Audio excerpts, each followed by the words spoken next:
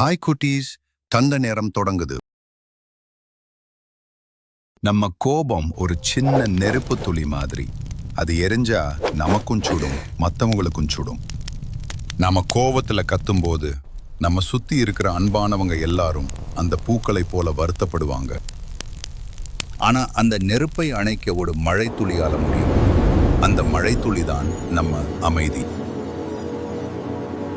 இன்றிலிருந்து கோபத்தை அணைப்போம், உலகத்தை அழகாக்குவோம், சினத்தை ஆற்றுவோம்.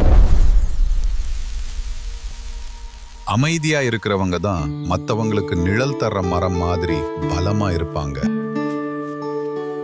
அவ்வை பாட்டி சொன்ன 6வது சினம் இதுதான். கோபத்தை மழை போல குளிர்ச்சி ஆக்கிட்டா அங்க அன்பும் சந்தோஷமும் பூக்க ஆரம்பிக்கும். சின்ன கண்ணா கோபம் ஏன், அது நெருப்பு போலத்தான். பூக்கள் எல்லாம் வாடி போகும், பறவை கூட பறந்து போகும். அவ்வை பாட்டி சொன்னாரே 6வது சினம் என்றாரே. 6வது சினம், 6வது சினம், அதுவே உனக்கு நலமே தரும். சிரிக்கும் முகம் கொண்டாடு, சந்தோஷமா நீ பாடு. இங்கே ஒவ்வொரு கதையும் ஒரு வாழ்க்கை பாடம். சின்ன கதை, பெரிய அர்த்தம்.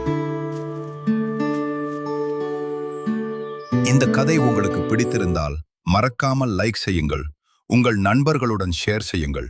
மேலும் இது போன்ற பல சுவாரஸ்யமான தமிழ் நீதி கதைகளுக்கு நமது சேனலை சப்ஸ்கிரைப் செய்யுங்கள். சப்ஸ்கிரைப் பண்ண மறக்காதீங்க. Golden Times Infinity, அளவில்லா தங்க நேரம்.